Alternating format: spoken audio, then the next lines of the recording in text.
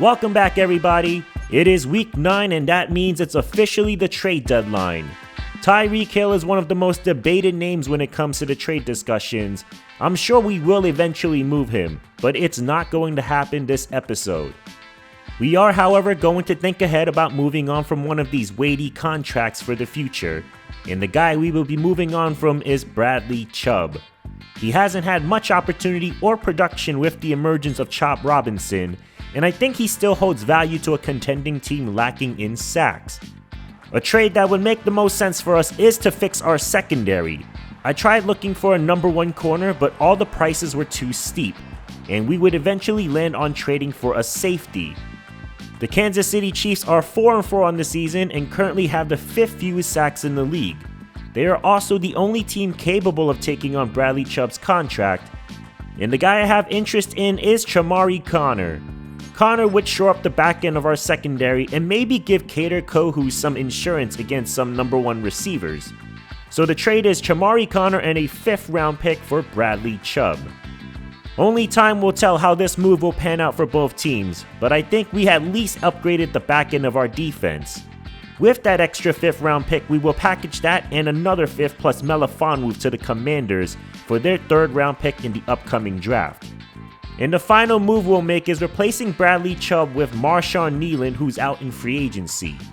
So we get younger, relieve cap space, and bandaged our secondary. All of that just to take on the number 1 offense and AFC leader, the Baltimore Ravens. No need for introduction for this team led out by Lamar Jackson. They are a force to be reckoned with and have high hopes for a Super Bowl this year. And our revamped defense will look to improve in one of the brightest lights here on Thursday Night Football. Momentum would shift dramatically if we can take down the Ravens, but it's going to start by slowing Jackson down. What a start for the 2-time MVP. A player like this makes you overstimulated on all the moving parts on their offense. And let's not forget the big unit in Derrick Henry back there, as Jackson calls his own number and nearly picks up another. And this is our first look at Chamarri Conner filling in the starting safety role. One thing I'm confident of is his ability to secure tackles. On 3rd down, they try to sneak and they don't get it. Jordan Phillips, the rookie, plugs the hole, and the Ravens will only come away with a field goal try. And the rookie Luke will give them the early lead. Time for the offense to get to work, and immediately we go backwards. I was advised to shake up our offensive line, and maybe I should have listened more to that comment, as the catch is made by Malik Washington and the offense is off with the early 3 and out. Jackson back to work. He's gonna let it fly. It is caught outside the numbers by Zay Flowers. We often focus on Jackson's running ability, but he can sling the rock as well. That's just a perfect ball, and the vet Mike Hilton had no shot. But he does come back strong. Nice takedown of Derrick Henry. I considered trading Hilton, but he's been pretty good even with his lack of speed. As Jackson breaks the sack, and Flowers comes down with it. Touchdown Baltimore, and that was a Lamar Jackson special. Maybe we should have reconsidered for Hilton, but we didn't trade this guy, as Tyreek Hill will jet his way for the 1st. He's been so valuable to our offense. I'm not sure what we'll look like once he's gone, but I'm sure we'll get a haul for him. Incomplete pass, and it's another punt.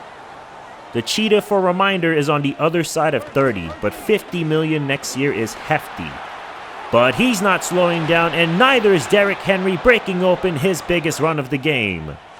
What a weird time it'll be when he decides to retire, as the catch is made and a generous call by the refs. Chamarri Conner has looked good in his Dolphins debut, but this one is the other tight end for the touchdown. Charlie Kolar takes it in, and it's been all Ravens in this first half. This defense is showing that it's more than one player away from being successful. Who knows, maybe we ought to take all defensive players come draft day. And Tua's going deep, and Hill is all by himself, and it's gonna be a touchdown. A bit of an early celebration there by Tyreek Hill, but he does cross the goal line.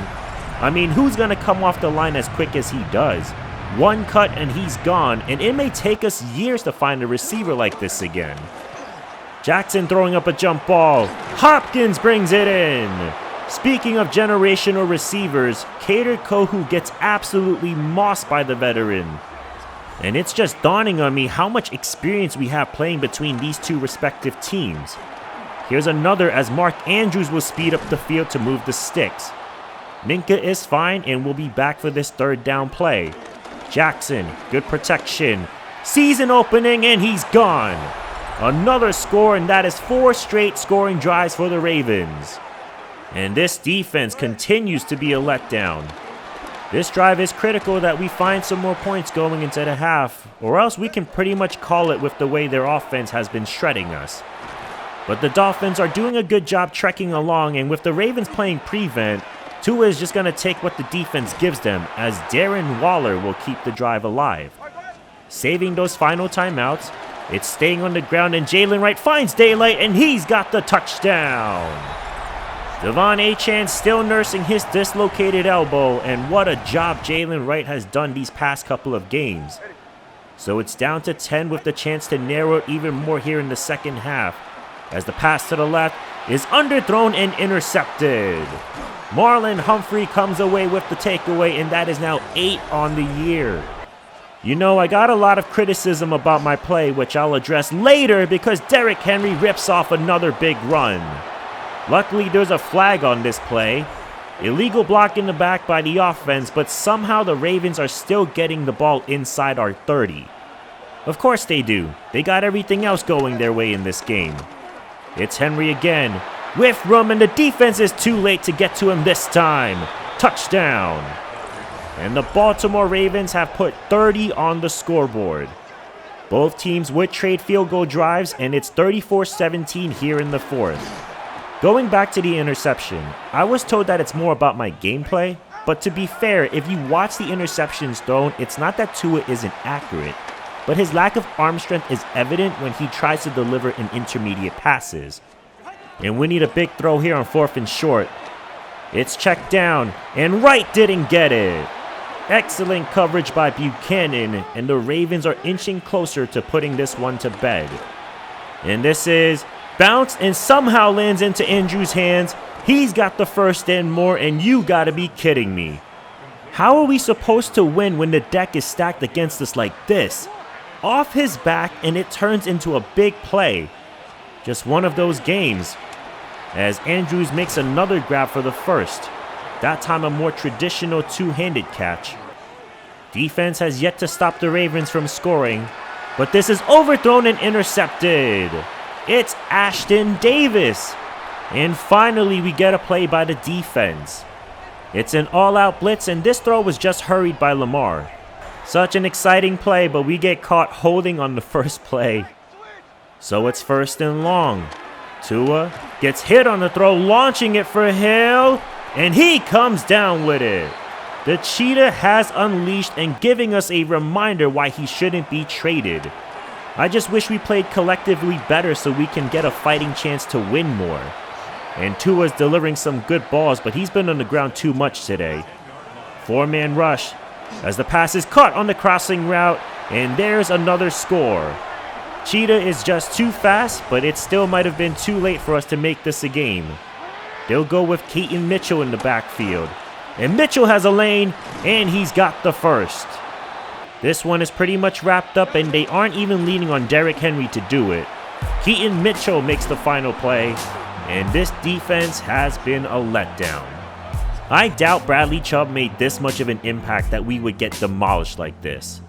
The score would still show us a 10-point loss, but our defense couldn't even stop traffic with a red light. Both quarterbacks were terrific with an interception, but the difference isn't on the offensive side for us. It's the fact that Baltimore had 8 total drives and we only stopped 7 of them.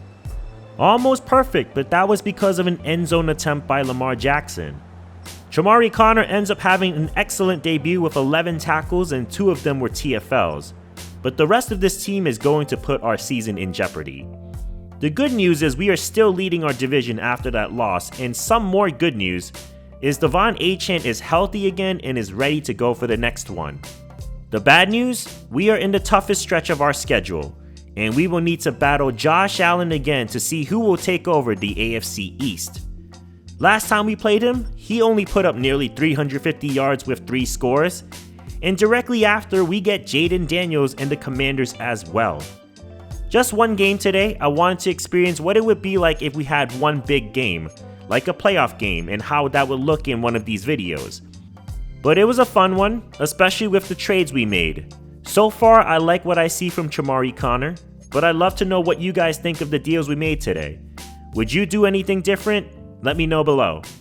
But thank you guys so much for watching. Please like and subscribe to help the channel, and I'll see you next time against the Bills. Have a great day, everyone.